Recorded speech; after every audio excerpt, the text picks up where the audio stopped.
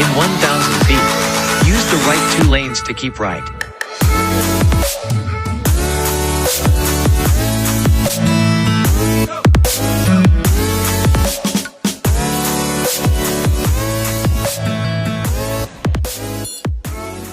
Hey friends, it's Wednesday, July 21, 2021.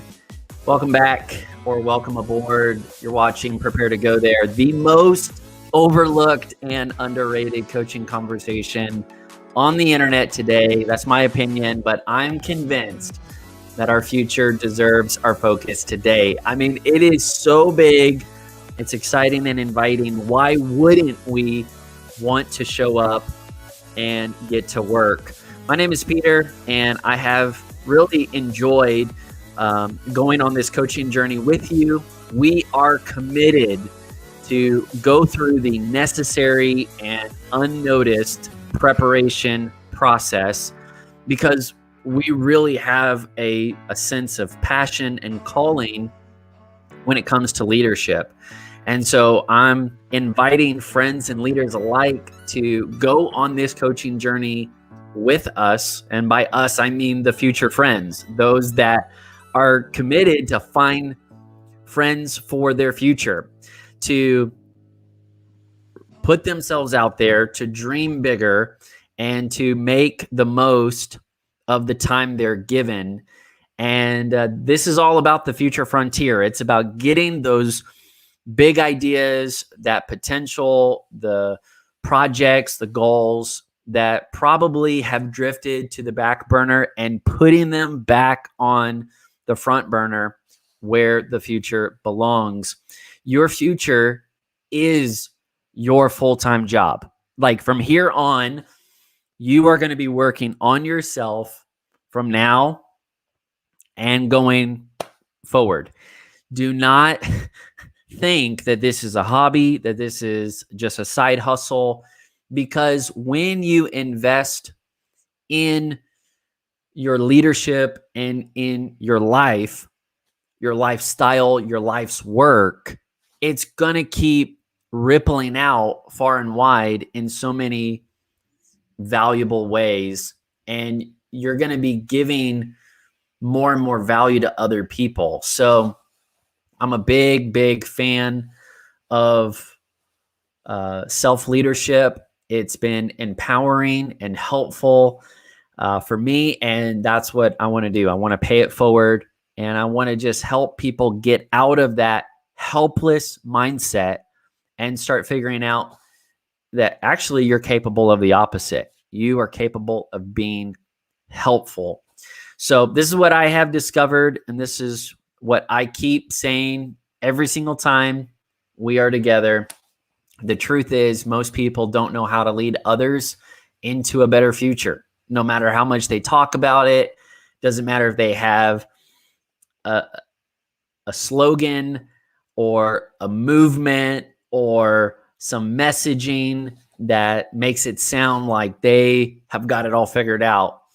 There is a fault line in the leadership space right now.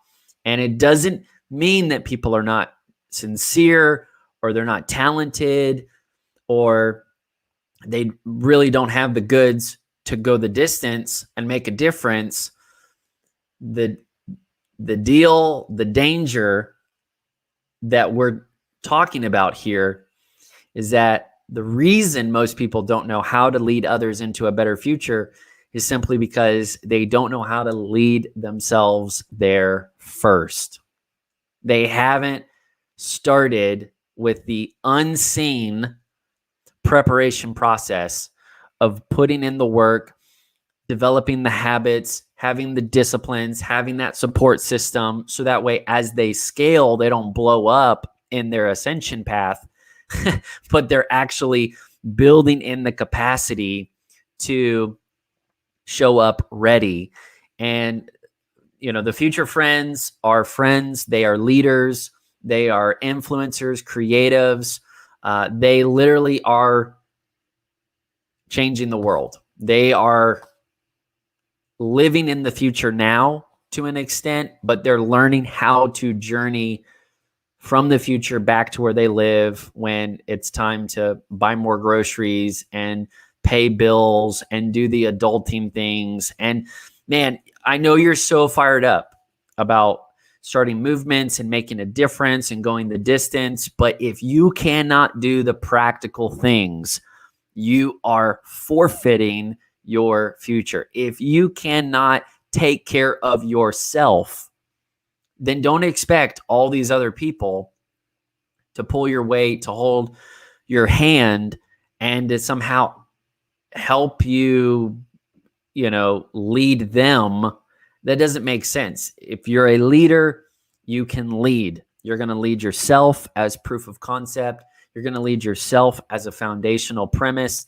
And then you build your leadership acumen on that. You have earned street cred because you are real and you are really putting in the work, whether people see it or not. And you are really capable of leading others into a better future because you're going there every day and you know what it looks like to go there. So let's prepare to go there. I want to give you a call to action.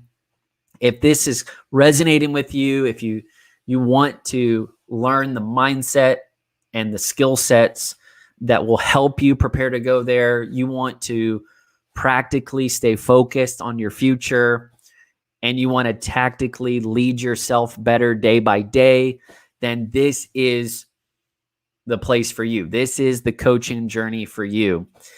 It's not flashy. It's not fancy. It is just talking about the fundies, the fundamentals again and again and again. But what it's going to do is it's going to give you the clarity and the consistency to keep going, keep growing until you see massive results.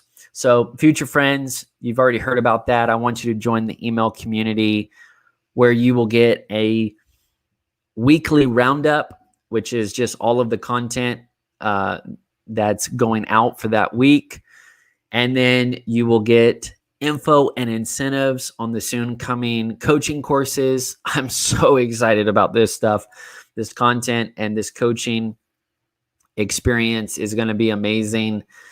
And then the future friends really have access to community, and they find like-minded leaders that are mission driven.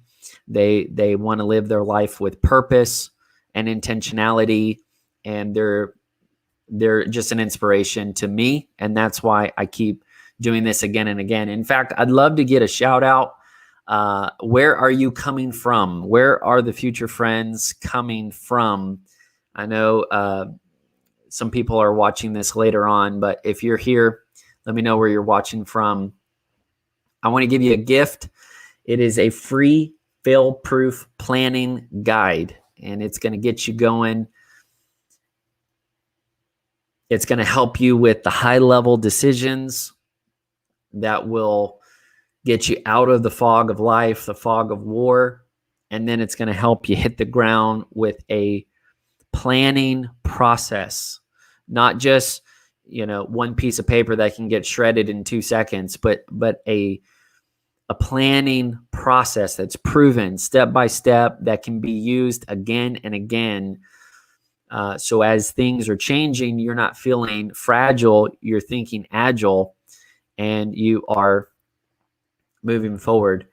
My wife, Sarah Joy, and I made this project together. I'm so grateful for it. It has helped us, and we want to share that success with you. We're going to get right into the conversation today, talking about time tracking specifically for your work progress and the projects that you are going to be committed to. I'm planting myself in this quote. I really like it. It's speaking to me a lot right now. Zig Ziglar said, lack of direction is the problem, not a lack of time. He said, lack of direction, not lack of time, is the problem. We all have 24-hour days. So when we talk about our projects, we talk about, are we moving the needle? Are we getting closer to the goal line? How do we actually drive the projects? How do we fuel the progress? How do we stay focused, not just for 30 minutes or an hour at a time, but how do we actually take a multi-stage, multi-step project, and how do we carry that all the way to completion? And what we need is direction. We've got to get clear in order to pioneer. And what happens is our lives can become so fragmented. If you just imagine as a metaphor, I'm not making a jab here, but just as a metaphor, you got your phone and it has different apps, right? Different apps. And so what happens is, to do one task, you're in this app, and then to do another task, you go to that app, and eventually it's been a week or two, and then you start Xing out or swiping out of all of these programs that you've opened up, and you realize, oh my goodness, I've been running so many different apps at the same time, I didn't even realize it. And that's just a metaphor for our own white space, our bandwidth, our mental focus and attention. It's constantly getting fragmented out into so many different things. And so even if you have a plan and you know the steps that could go into a project being completed, the task you need to do, the due dates involved, you can get fragmented in your focus and not even come back around to that project for a week or 2 weeks or whatever, and not even be aware of it because everything else is happening simultaneously. And so this is something we have to face head on. And one of the things I want to pass on is the value and the strategy of time tracking. Now we're going to start macro and then work a little bit deeper until you are a time tracking warrior. You are going to fight against distraction. You're going to fight against interruptions. You're going to fight against procrastination. You're going to fight against insecurity. You're going to fight against the busyness of life and the fragmentation that can come with all of these commitments, obligations. And the first step is you've got to start with the big picture in mind. I'm always literally in conversation. If I'm just alone, thinking, journaling, praying, I'm always going to zoom out first. I want to get that big picture in mind so that way I'm thinking about a situation holistically. I'm not so limited that I'm actually pushing out clues and context that could help me make better decisions. So in order to practice both intentionality and integration, I want to zoom out and start with that big picture in mind. And it doesn't have to be like, on a astronomical level, but whatever your scope is, whether it's this month or this quarter or this year, that's a good starting point when we talk about zooming out. And so I go to the calendar and I work on the calendar with these two strategies. I put down the big rocks first, and then I can navigate those big rocks and I can create a schedule made out of time blocks. Now, this is not new. This is not original, but it's working. And you need to do this in order to be effective with your work, with your job, with your business, with your team, with yourself. You're going to have to lead yourself, structure yourself, and manage the results that you expect. Now, newsflash. Everybody wants to be their own boss right now. I wrote a blog that was really fun. It got a lot of flares and fireworks out there. A lot of people enjoyed it. How to boss up. That was, I think, the blog title, 4 Ways to Boss Up. And it was a lot of fun to write, and everybody got into it. But here's the deal. Being your own boss doesn't mean that you're not being scheduled, that you're not being constrained to a calendar, or you're not making commitments. The difference is you are the one who is able to lead yourself, manage yourself, structure yourself. So whatever version of a day or a work session where you think it's just all going to be free, it's all going to be fluid, and you're just going to just float around and stuff's going to happen, that's just not real. It's not reasonable. It's not practical.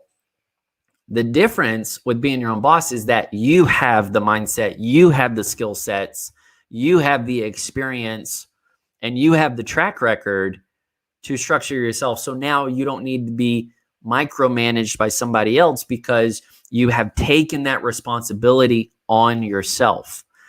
So either someone is going to do this for you or you can do it for yourself.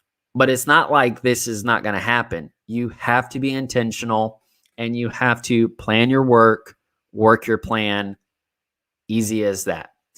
So the 2 strategies that are very simple, you could literally do it as I'm talking, is work on your big rocks, work on your time blocks. Now, I'm going to simplify this. It is a super fun conversation. We can go in a lot of different directions. If you have questions, drop them in the chat, and I'm down for some dialogue.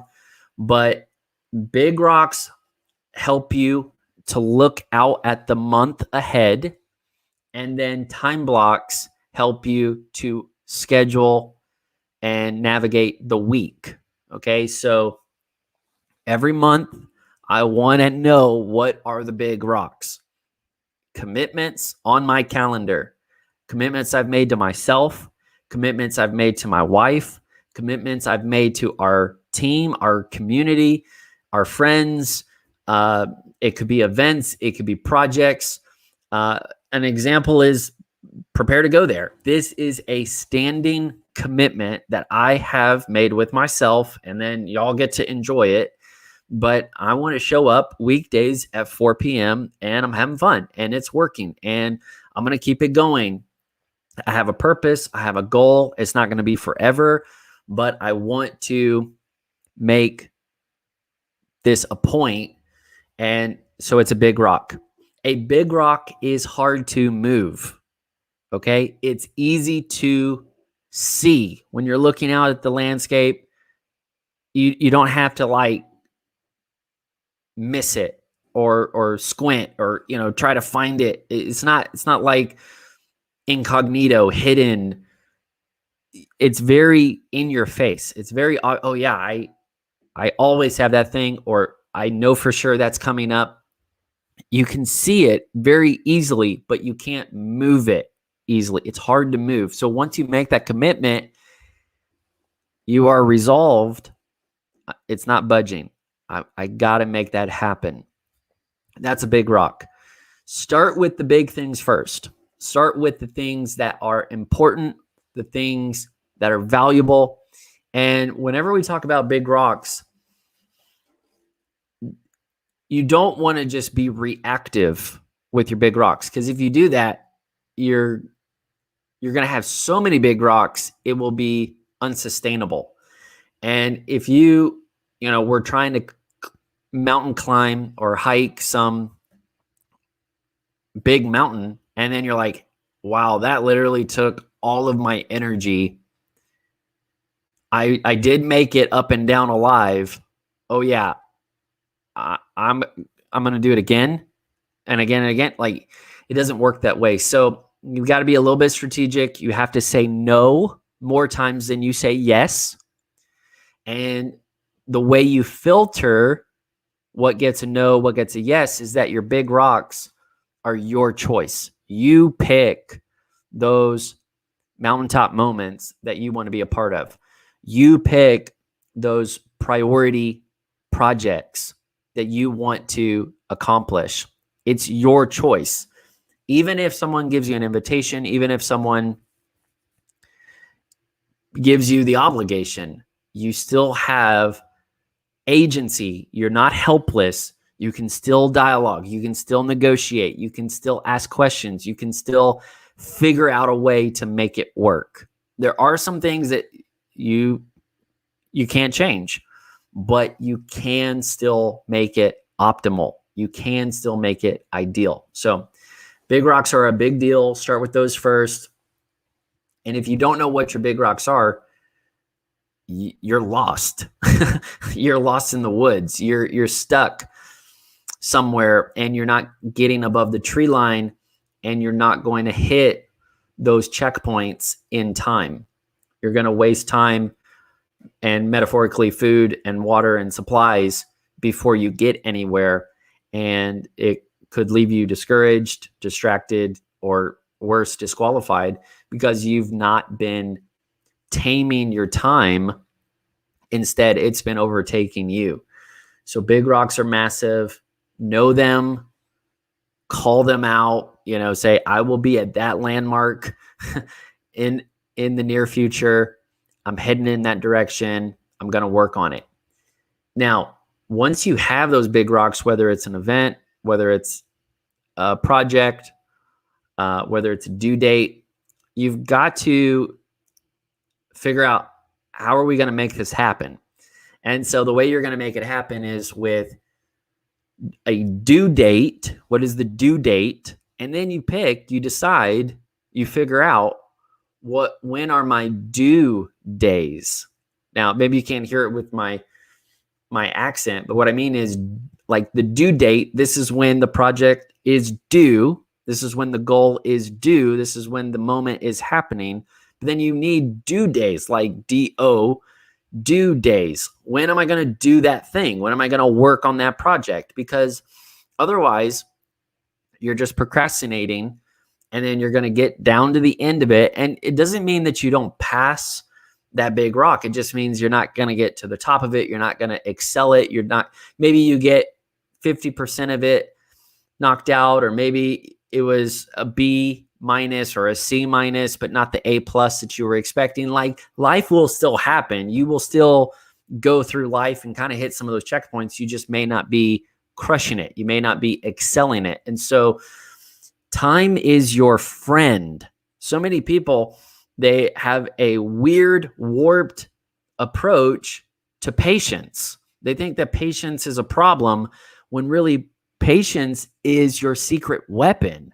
Like, patience is helping you leverage your goals and your dreams and your preparation and your influence. Man, you need to be making the most of every day that you're waiting, that you're preparing. You need to be thankful that you get a little more time to put in a little more work.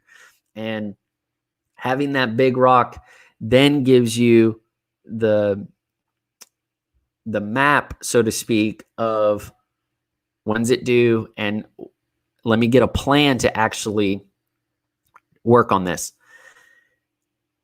I will give you a little insight here. When it comes to the calendar, I do not live in my calendar. All right. Some people do.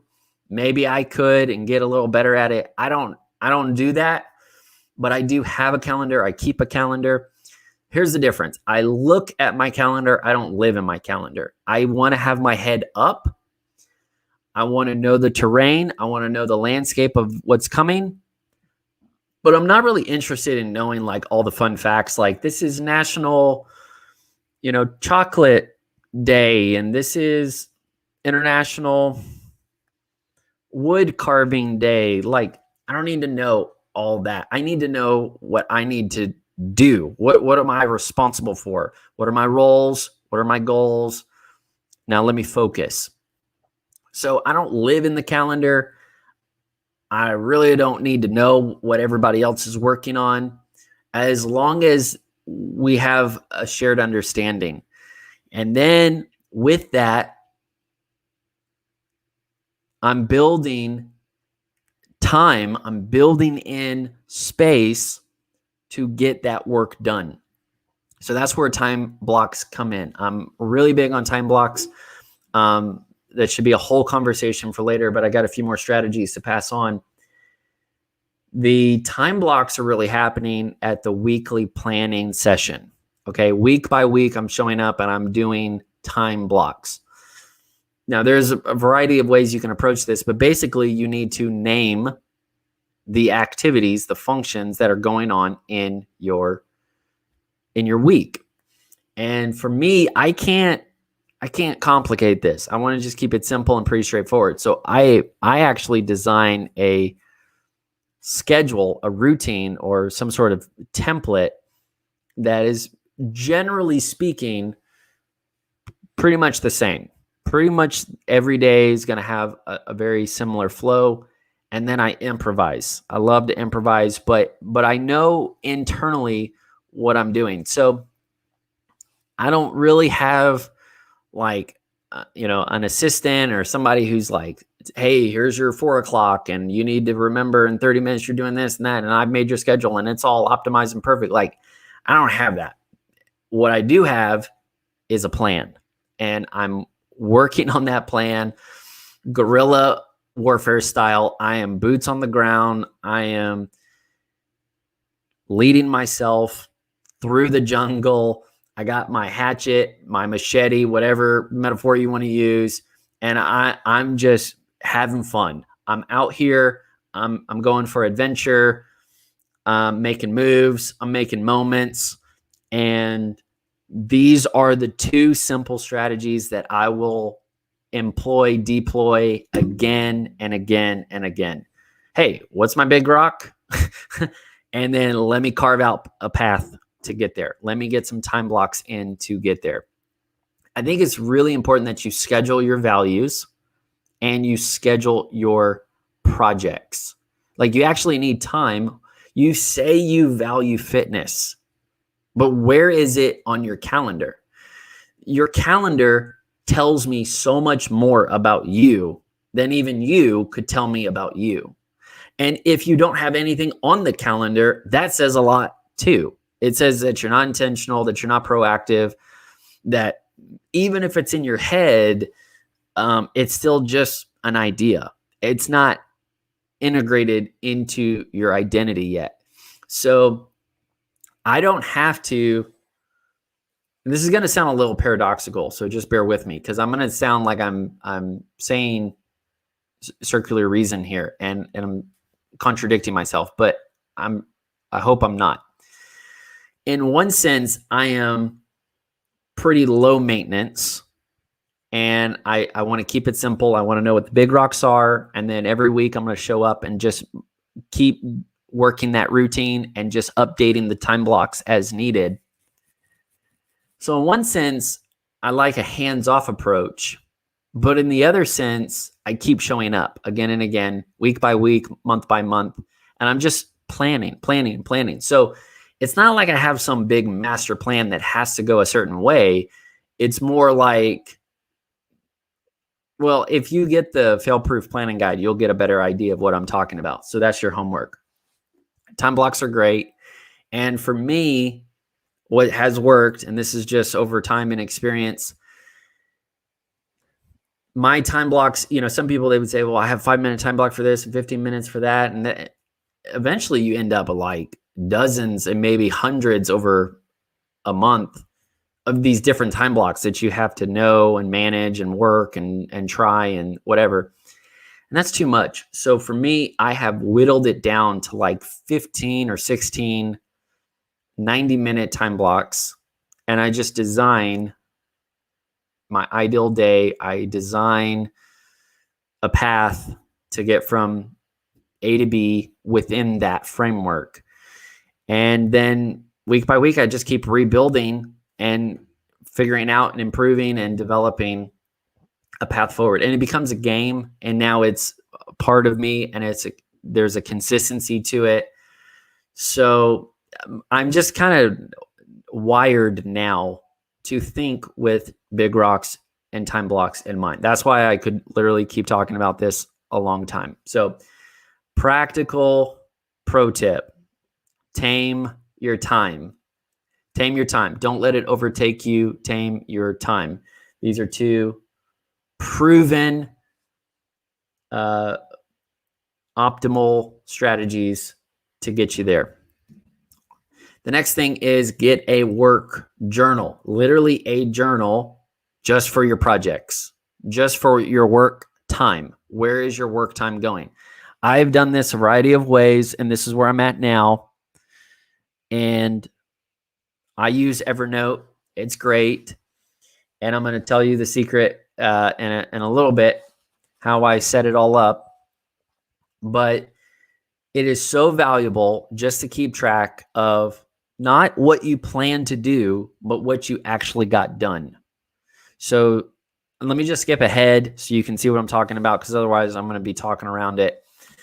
I want you to employ, try, apply, multiply the two tactics we shared yesterday, which is to strategize and summarize. And I was kind of describing it yesterday as a framework to stay focused on your future. I was using it in more of a macro sense. I'm going to use strategize, summarize in a very specific case study, which is working on your projects, just staying up to speed with, this is what you said you wanted to do. How's it going? This is where you said you wanted to go. How's it going?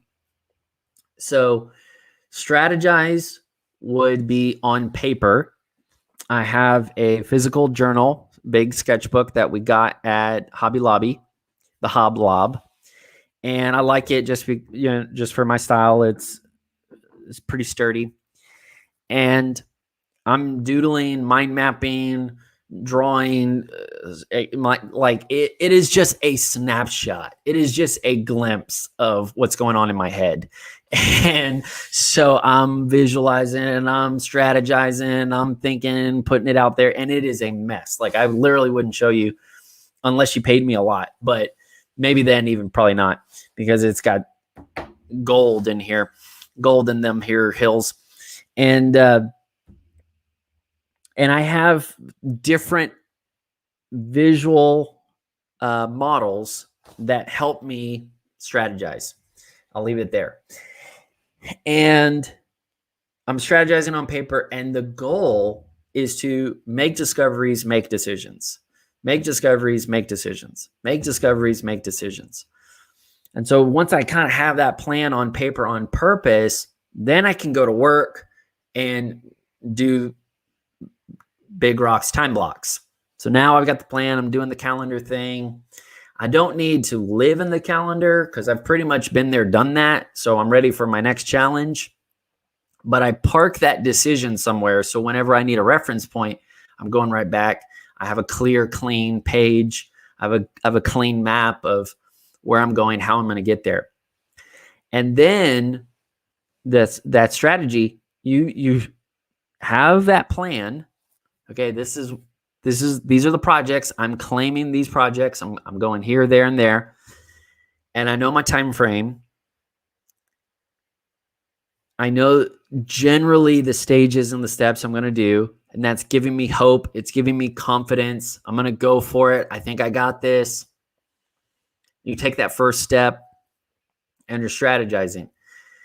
Now the work journal kicks in, and in Evernote, I have just a notebook with a series of notes, and I just put work log or work journal or something, and I put the date, and then I just kind of summarize in those big time blocks what happened. And I've done this before where it was like really just interference with any kind of focus, because you do one thing and then you time track it, and you do another thing and then you document it, and then you have one conversation, you eat, you take one bite, like, ate gluten-free banana bread.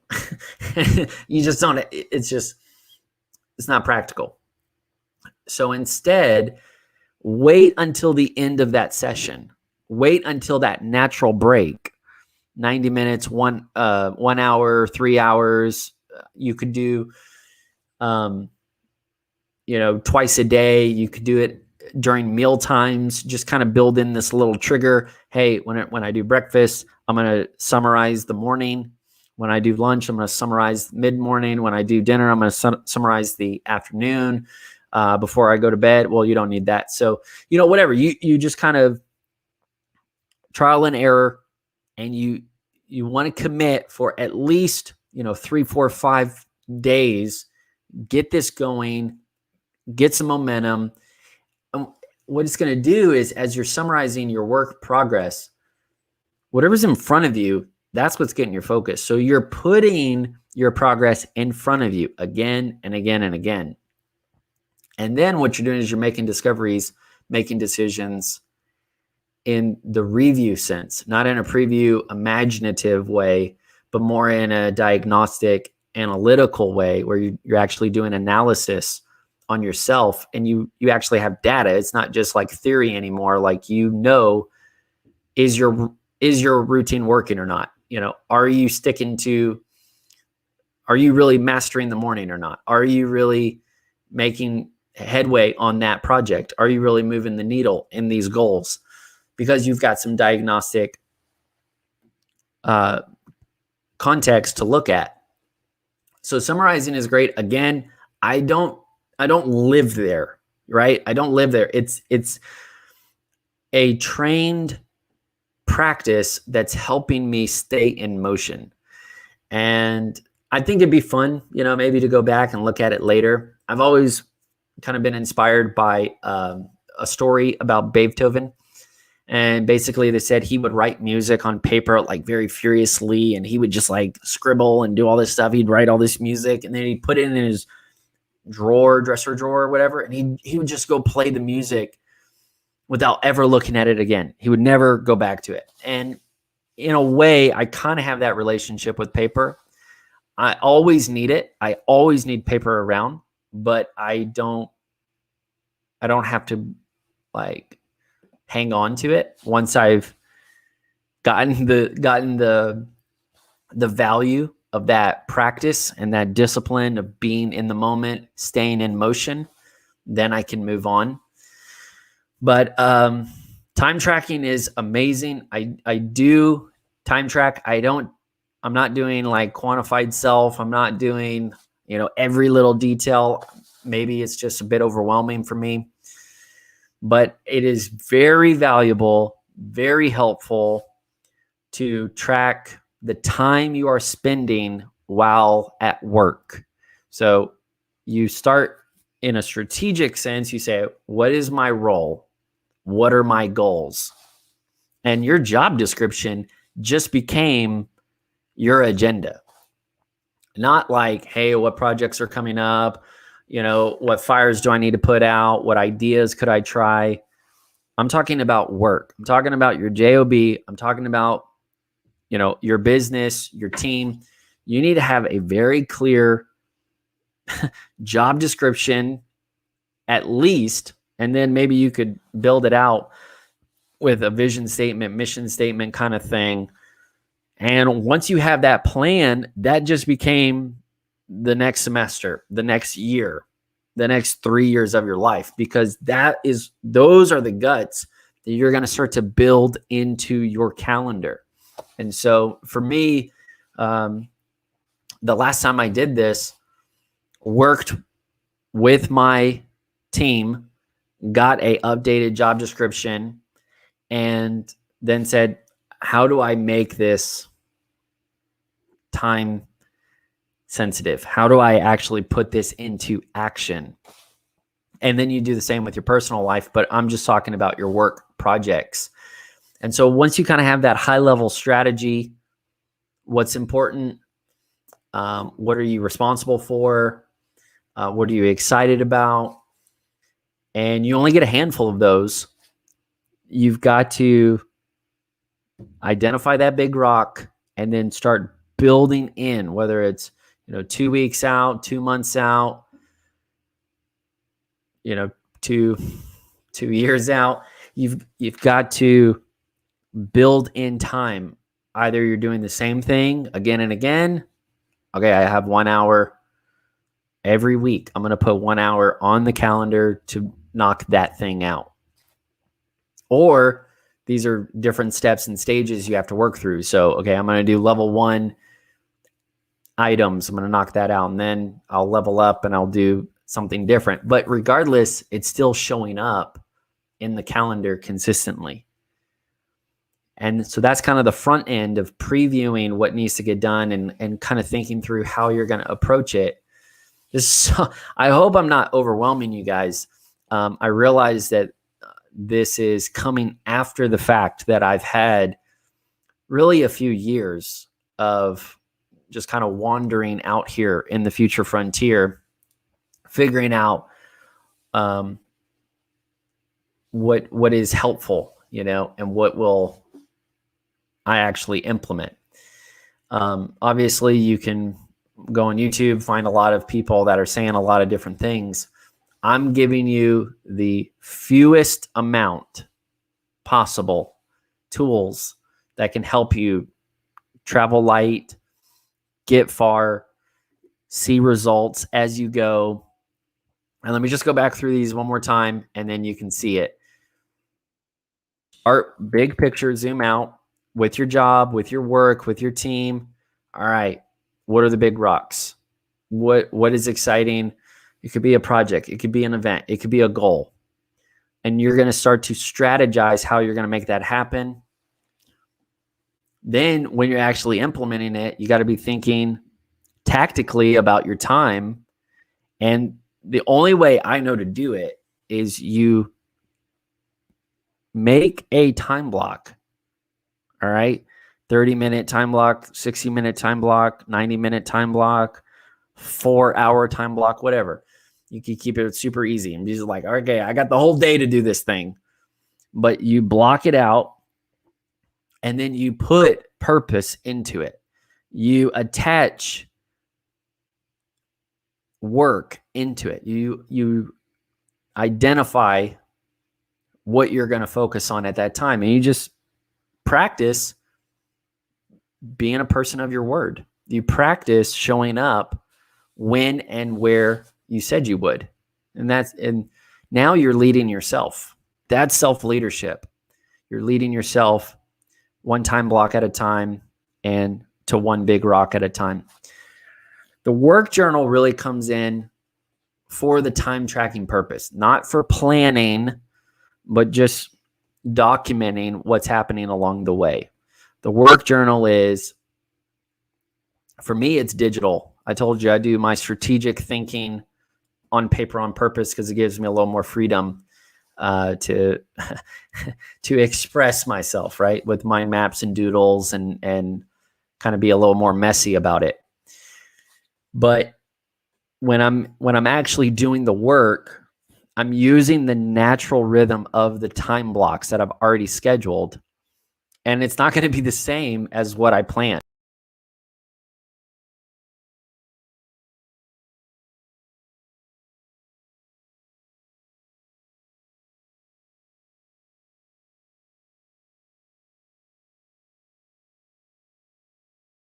All right, we are back.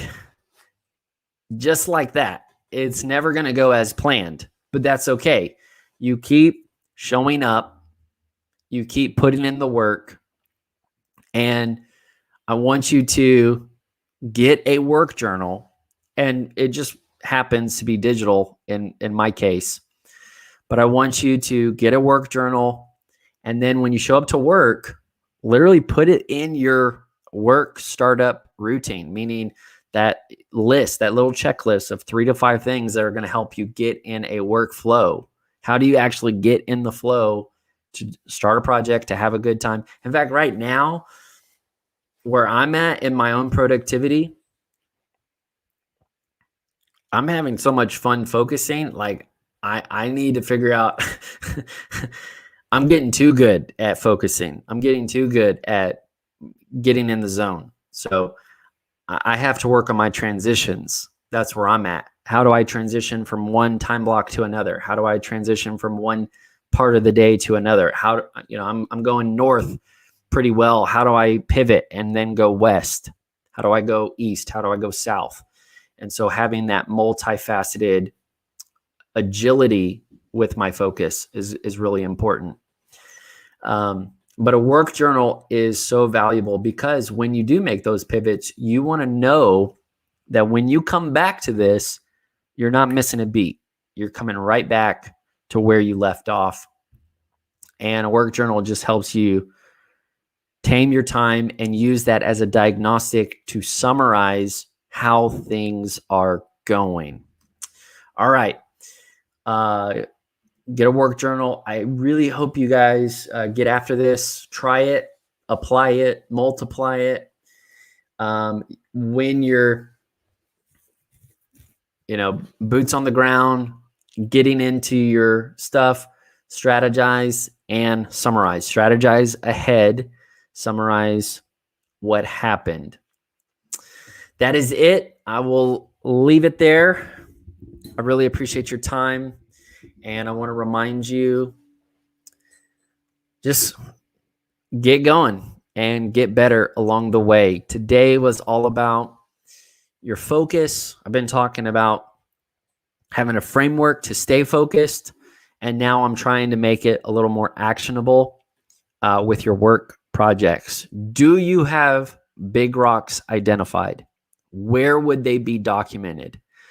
Do you have time blocks? Have you strategized a daily schedule, weekly schedule with rhythms and routines that you are working on to get the results that you imagine? And then do you have some sort of work journal so that way you can have a time stamped receipt of what you worked on and where you were? It's so helpful to communicate to your team, to get diagnostics on yourself, to make better decisions when you plan again. It really is kind of the completion of that feedback loop. And without it, you're just making plans on plans on plans and not really knowing how things are going. I would imagine that a lot of your jobs and your teams are doing this kind of stuff. It's probably baked into the organizational structure at some level. My challenge is take a step beyond that and make it personal. Either take the success of your organization and adopt it as personal practice, or lead your organization, right? That's the idea. Let's lead others by example. Let's show them, hey, we're getting results. We're hitting our due dates. We're being dependable. When we say we're going to do something, it gets done. How is that possible? Well, you don't see what's happening on the other end of this equation, but I have figured out a way and I'm practicing it. I'm not perfect. I'm not a guru, but I'm a practitioner and I'm committed to lead myself well. Today, we're talking about your work. How do you lead yourself at work? Another day, we'll probably talk about how do you lead yourself at home? How do you lead yourself with great relationships? How do you lead yourself with friendships or mentorships? How do you lead yourself in a variety of ways? So literally, this conversation can continue for a while. That's what I'm counting on. I'm counting on the future friends to keep fueling their focus, and let's just keep working a little bit at a time. You are amazing. You inspire me to keep going. I hope the feeling is mutual. If not, it's all good because I'm going to keep going and nobody can stop me. So stay awesome. Let me find my outro and I will see you tomorrow.